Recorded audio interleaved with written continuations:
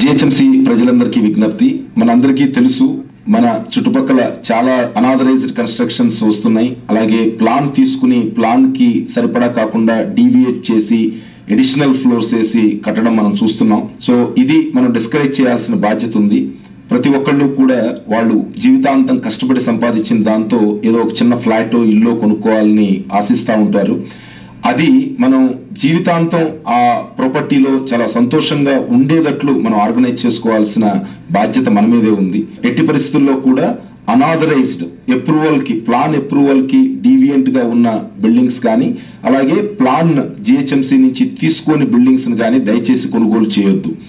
ఇలా కొనుగోలు చేసి కష్టాలతో సంసారం చేసే కన్నా చక్కగా ప్లాన్ అప్రూవల్ ఉన్న బిల్డింగ్ తీసుకుంటే గనక కలకాలం సంతోషంగా పిల్ల పాపలతో మన ఫ్యూచర్ జనరేషన్స్ కూడా అది ఒక మంచి అసెట్ గా మనం తీర్చిదిద్దుకోవడానికి అవకాశం ఉంటుంది. అందరికీ మరొకసారి విజ్ఞప్తి చేస్తున్నాం, ఈ అనాథరైజ్డ్ కన్స్ట్రక్షన్స్ ని ప్రోత్సహించవద్దు.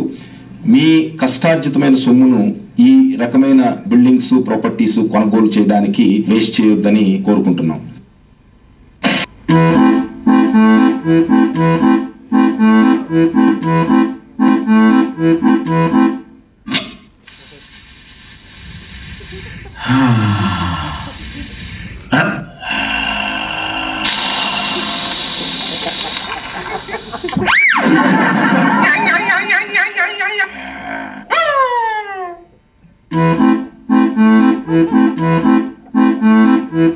Use public toilets.